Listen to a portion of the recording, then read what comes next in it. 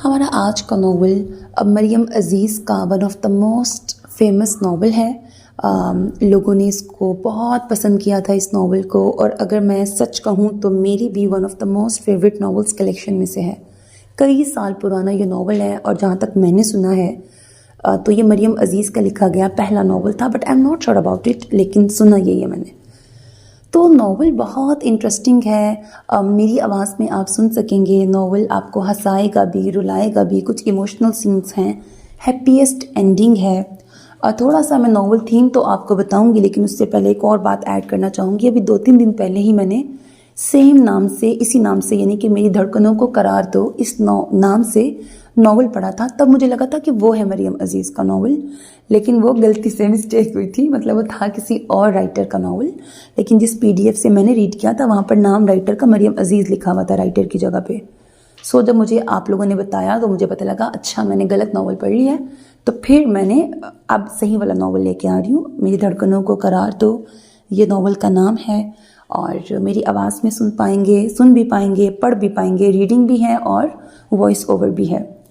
थोड़ा सा अगर मैं आपको थीम बताऊं तो थीम इस तरह से है कि हीरोइन के फादर की डेथ हो चुकी है और वो अब अपने ताया के घर पे रहती हैं। ताया के 2 बेटे और 2 बेटियां हैं। वो सब इससे बड़े हैं हीरोइन से।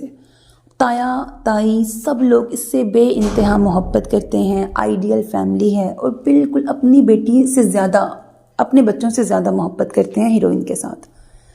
और हीरो हीरोइन से काफ़ी बड़ा है एज में, एज डिफरेंस बेस्ड भी है। और ताया के बाद, मतलब ताया के अलावा जिस शख्स से हीरोइन की बहुत दोस्ती है वो हीरो ही है।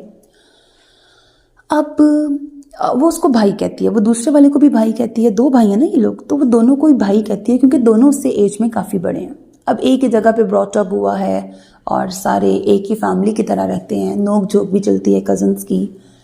अब यूनिवर्सिटी में ना पढ़ती है स्टूडेंट, हीरोइन मतलब जो है, वहाँ पर उसकी दोस्तें, जो कोई इंगेज्ड है, किसी का मंगेतर होता है, किसी की मंगनी हो चुकी है, किसी की होने वाली है, तो वो 4 का ग्रुप होता है। और वो ऐसे, जब ये इसकी बातों में बहुत ज़्यादा तैमूर भाई का जिक्र आता है, तो उनमें से एक दोस्त तो बहुत ज़्यादा इसके दिमाग में डालती है कि वो तुम्हें इतना, तुम्हारी हर ख्वाहिश पूरी करता है और एंड ऑल दैट, तो वो तुमसे प्यार करता है। तो ये कहती है हाँ प्यार तो करता है, मैं भी उससे करती हूँ। तो वो कहते हैं नहीं, वो तुमसे दूसरे वाला प्यार करता है, ऐसे वाला। तो कह लो कि उसकी दोस्त थोड़ा सा उसके दिमाग में, वरना ये उसको भाई ही समझती थी, लेकिन अभी बहुत यंग एज में होती है, आई गेस ये फर्स्ट ईयर में होती है।